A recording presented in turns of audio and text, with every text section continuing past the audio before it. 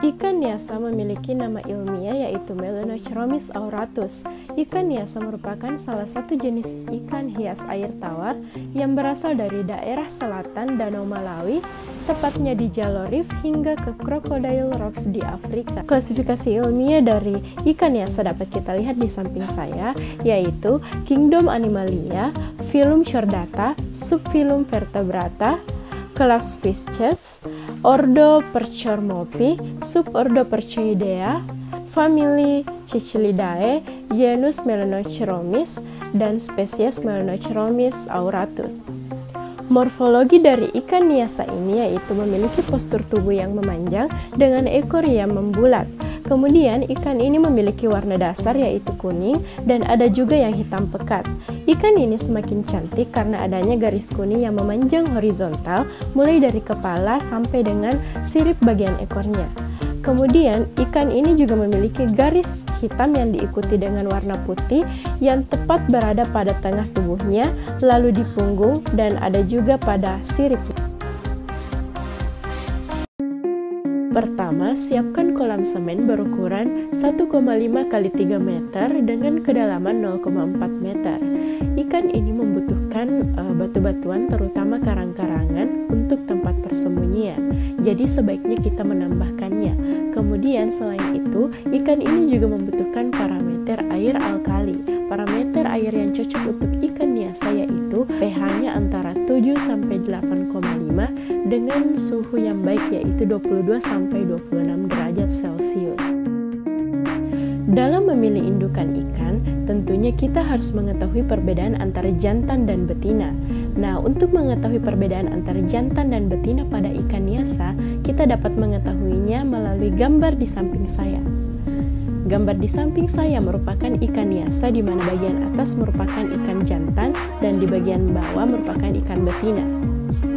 Dari gambar tersebut, kita dapat mengetahui perbedaannya di mana dari segi fisik, ikan jantan memiliki ukuran yang lebih besar daripada betina. Kemudian dari segi warna, ikan jantan memiliki warna yang lebih kehitaman dibandingkan betina. Kemudian pada bagian siripnya, ikan jantan memiliki sirip di dekat kelamin dengan bintik-bintik kuning, sedangkan pada bagian sirip di dekat kelamin betina tidak terdapat bintik-bintik kuning. Biasanya ikan yang dipilih sebagai indukan berusia sekitar 6-7 bulan dengan ukuran 4,5 cm. Perbandingan jumlah ikan betina dan jantan yaitu 135 banding 15 ekor atau 8:1. Kemudian, dalam memilih indukan, kita harus memilih indukan yang berkualitas dengan kategori lincah, matanya cerah dan tidak berkabut, sehat, dan organ tubuhnya lengkap atau tidak cacat. Pemberian pakan untuk kegiatan budidaya ikan niasa ini sama seperti pada umumnya, yaitu pelet butiran atau rebon untuk indukan dengan kadar protein yaitu 30-40%, dengan pemberian pakan yaitu 3 kali sehari yakni pagi, siang, dan sore. Untuk benih, berikan pakan berupa cuk, jentik nyamuk, kutu air, dan juga cacing to be fed. Selain itu, kita juga dapat menambahkan olahan makanan seperti cacing, beku, dan juga pelet.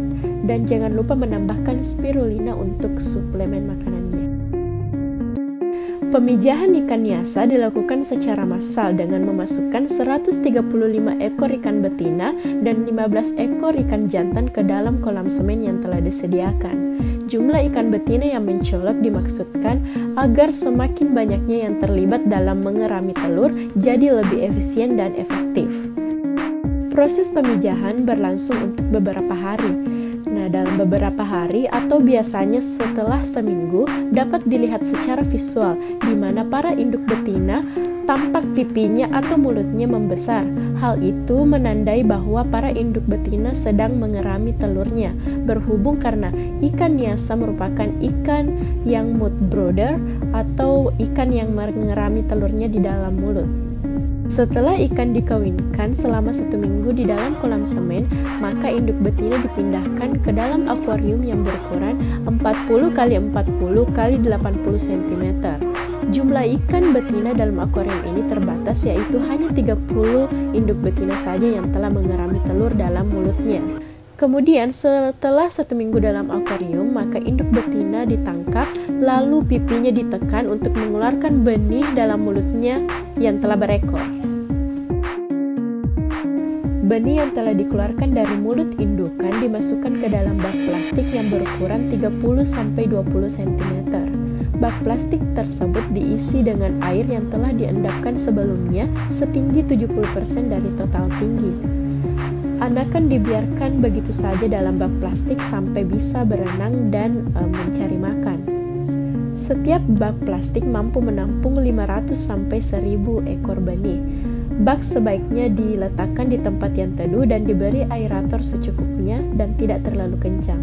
Setelah anakan ikan mulai pandai berenang dan mencari makan, anakan sudah bisa dipindahkan ke dalam wadah pembesaran yaitu akuarium yang berukuran 100 x 50 x 40 cm dengan ketinggian air yaitu 15-20 cm dengan aerasi yang cukup. Setiap wadah pembesaran ikan dapat diisi dengan anakan sebanyak 500-700 ekor sampai ukurannya 1,5 cm sampai 2 cm.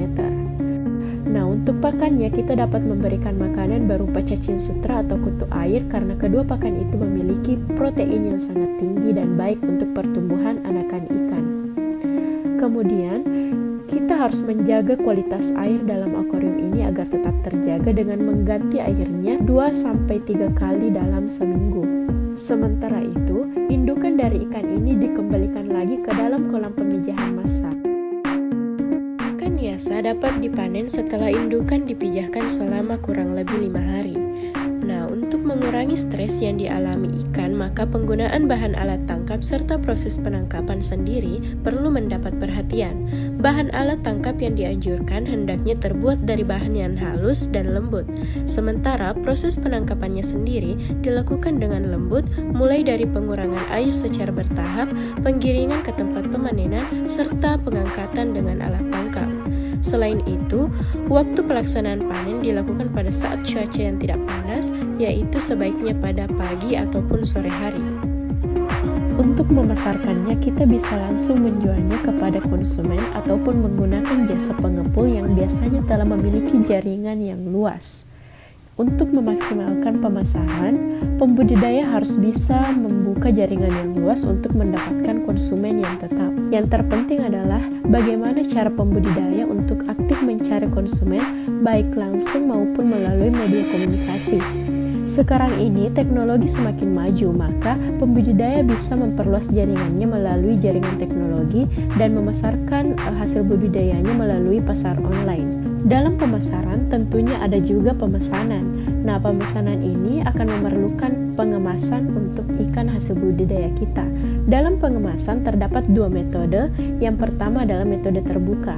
Metode terbuka ini digunakan untuk jarak dekat dengan mempergunakan wadah yang terbuka atau mendapat langsung udara terbuka seperti ember. Kemudian metode kedua yaitu metode tertutup, di mana metode ini digunakan untuk jarak jauh, yaitu menggunakan wadah plastik ataupun box yang diberi oksigen.